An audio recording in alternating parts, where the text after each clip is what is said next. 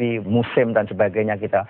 Tetapi kita tetap saja dalam event momentum-momentum tertentu, misal terganggu musim dan sebagainya, kita lantas menjadi importir pangan. Yeah. Vietnam itu negara yang baru selesai berkonflik baru kemarin saja kalau kita ingat. Sekarang sudah bisa mampu bangkit dari persoalan-persoalan dasarnya. Nah, ini semuanya menjadi rangkaian besar bagaimana bangsa ini membangun dirinya, membangun kemampuannya, membangun national capacity dan sebagainya. Ini sangat-sangat terganggu karena korupsi. Kita lihat kalau Transparansi Internasional, misalnya catatan-catatan lembaga apapun memeriksa tentang korupsi di Indonesia, di dunia ini, Indonesia masih menduduki ranking yang sangat-sangat kita tinggi. Juara untuk bagian itulah itu ya? Juara di bagian ini. Ini kan sangat-sangat memprihatinkan. Ya. Maka dari itu, segala bentuk upaya yang apalagi secara prosedur hukum itu sah untuk memberantas korupsi harus kita dukung habis-habisan. Atau misalnya sanksinya juga kurang menimbulkan efek jerah. Seperti yang Pak Syahri mengatakan, sudah ikuti contoh aja Cina, tembak mati korupsi, hukum mati. Iya, betul sekali. Berbagai hal memang apa yang disebut dengan efek yang ditimbulkan dari proses hukum itu setidaknya adalah bagaimana agar tidak mengulangi perbuatannya. Itu kan intinya. Dan juga menjadi cermin dari masyarakat yang lain tidak untuk melakukan kejahatan hal yang sama. Yang itu adalah kejahatan. Itu adalah fungsi-fungsi bagaimana hukum ditegakkan. Ini memang menjadi perdebatan-perdebatan ya. Bahwa dalam konteks besar, dalam konteks hak asasi kemanusiaan adalah hak utama atau hak paling hakiki dari manusia itu harkat kemanusiaan itu adalah hak hidup. Ini dalam satu sisi ada aliran hukum pandangan-pandangan yang menyatakan bahwa hukuman mati adalah sangat tidak melanggar hak hakiki kemanusiaan yang adalah hak untuk hidup. Tapi di sisi lain adalah itu tadi, dengan hukuman mati atau hukuman mati kalau yang dimaukan tembak demikian atau dengan cara apa, itu menimbulkan efek jerah yang luar biasa besar. Sehingga pemberantasan korupsi atau pencegahan korupsi, karena yang jauh lebih penting adalah pencegahan kan pada dasarnya. Itu adalah sangat-sangat efektif. Intinya adalah kita setuju. Hukumlah seberat-beratnya aparatur negara yang melakukan tindak korupsi. Kenapa? Karena aparatur negara itu adalah juga sudah punya fasilitas-fasilitas yang disiapkan ya, untuk menjalankan tugas dan tanggung jawabnya. Nah, semuanya fasilitas untuk ada biaya gaji dan sebagainya itu adalah pajak dari uang rakyat. Tentu korupsi adalah pengkhianatan kepercayaan. Persis, itu yang diberikan oleh rakyat. Iya, itulah intinya. Iya. Kemudian pembuktian kembali, apakah wacana ini hanya terus akan menjadi wacana sampai kapan mungkin pemerintah DPR menggodok pembuktian terbalik ini? Inilah bangsa kita. Salah satu kelemahan apa sih konsep dasar yang tidak semua baik. Undang-undang kita semuanya baik. Semuanya sudah ada undang-undangnya, katakanlah kalau kita bicara itu. Tapi lagi-lagi implementasi atau pelaksanaan di lapangannya yang sangat-sangat lemah. Nah, kalau sudah bicara tentang pelaksanaan, sebetulnya apa kok nggak jalan? Gitu. Jangan-jangan memang kalau semua dibuktikan terbalik, semua ini memang masuk kategori korupsi kan gitu. Karena memang tidak jelas. Kita memang aneh kalau kita melihat dalam keseharian kita. Bagaimana seseorang dalam tingkat tertentu, jabatan tertentu memiliki sebuah harta benda yang sungguh luar biasa besar. Kita semuanya asetnya terheran-heran. Tapi Pak Ondo menggarisbawahi misalnya, bagaimana aset gendut itu kita dalam keseharian kita. Dalam tingkatan, dalam tingkatan strata sosial rendah sampai tinggi, pejabat-pejabat publik itu kita bisa tengarai. Seseorang yang menjabat apalah katakanlah, lurah atau apa dan sebagainya, sampai mungkin presiden. Coba kita kalau mau terus terang apa sebetulnya apa yang dimiliki, apa pelaporannya misalnya asetnya sekian, apa benar dan sebagainya. Ini kadang-kadang membuat kita bertanya-tanya. Nah, inilah fungsinya kita semuanya, bagaimana sejauh semuanya adalah tetap menjunjung asas praduga tak bersalah. Itu kan memang basis atau dasar kita dalam pendekatan hukum kita. Semuanya bisa diungkapkan secara terbuka. Apalagi kalau memang tidak ada apa-apa kan gitu. Jangan takut lah kalau tidak salah seperti itu ya. Iya. Maksudnya kita sudah ada penelpon, kita akan sapa kembali. Penelpon kita sudah ada Pak Umar di Bekasi. Selamat pagi Pak Umar. Selamat pagi. Selamat berjuang untuk keadilan dan kebenaran. Iya, Pak Umar. Pak Sugeng. Yap. Sebenarnya undang-undang banyak ya sudah ada seperti undang-undang keterbukaan. Pertanyaannya kalau umpamanya pejabat publik kalau tidak laksanakan undang-undang ada sanksi nggak, itu jadi persoalan. Karena kita lihat bahwa selain rekening gendut itu semua pejabat-pejabat di daerah juga harus dilihat juga, karena orang kadang-kadang kayak mendadak kan begitu. Dan juga kalau pejabat yang kena persoalan, jangan pejabat anak-anaknya, rekening anak-anaknya juga diperiksa juga. Supaya adil lah kan begitu.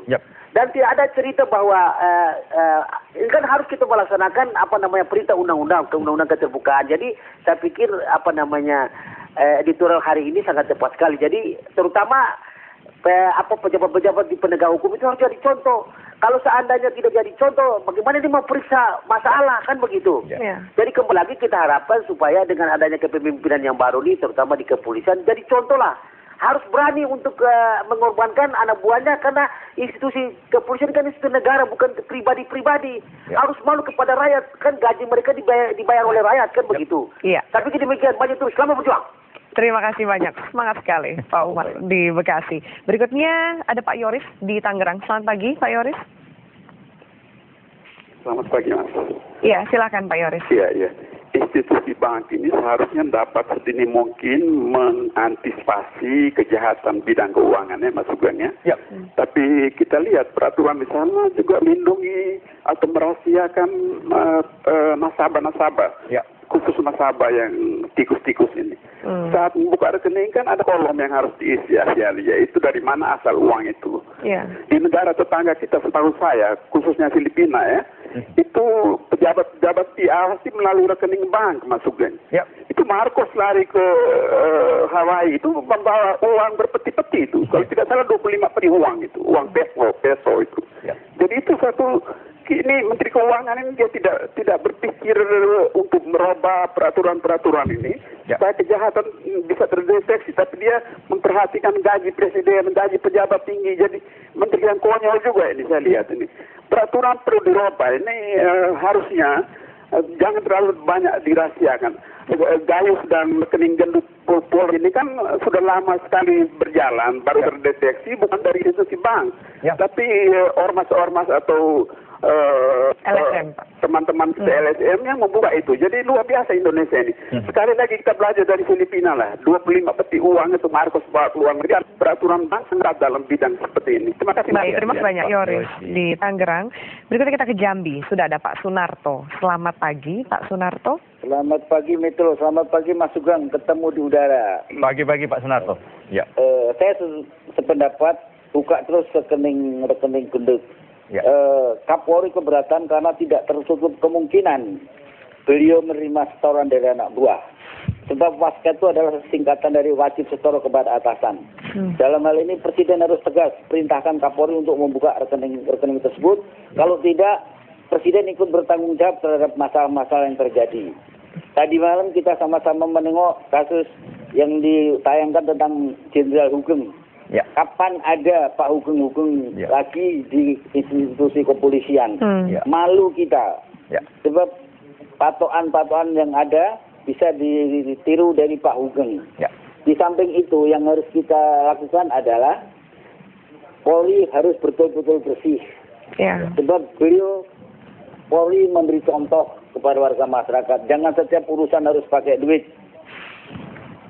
Di samping itu Polri laporan dari Gayus terhadap tim independen Polri membuat rekening itu makin gendut. Tidak tertutup kemungkinan laporan-laporan tersebut dijadikan senjata untuk ngompas pejabat-pejabat pajak. Terima kasih. Assalamualaikum warahmatullahi wabarakatuh. Waalaikumsalam. Pak Sunarto. Pak Sunarto di Jambi, terima kasih banyak atas pendapat Anda. Terakhir kita ke Jakarta. Sudah ada Pak Albert. Selamat pagi Pak Albert. Selamat pagi. Pagi Pak Albert. Silakan Pak Albert. Baik. Selamat pagi Metro. Pagi. Selamat pagi Pak Sugeng. Pagi Pak Albert. Begini, saya sering mendengar ini selalu KPK yang diagung-agungkan, termasuk oleh Metro juga. Saya ada pelapor kasus penggelembungan cost recovery bukan oleh para KPS atau para KKKS, K3S, tapi justru oleh Pertamina. Nah, kasusnya juga terkait dengan mantan pimpinan KPK Eri Riana Harja Pamekas. Kasusnya ini bukannya bongkar dengan tuntas, saya justru dibidik untuk mau dikriminalisasi. Ya, ini oleh saudara Heri Murianto dan Andini Haidir.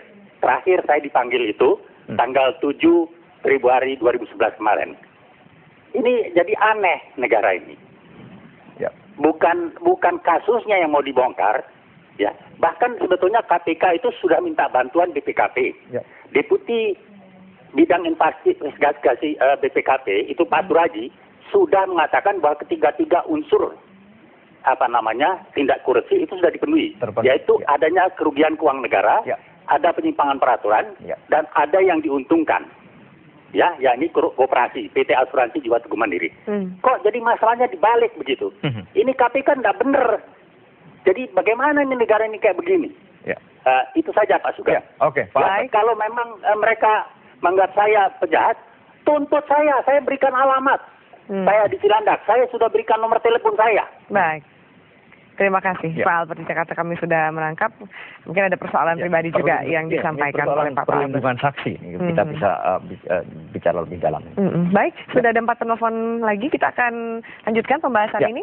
Pemirsa, kami akan segera kembali di segmen terakhir Bedah Editorial Media Indonesia. Kami akan segera tetaplah bersama kami.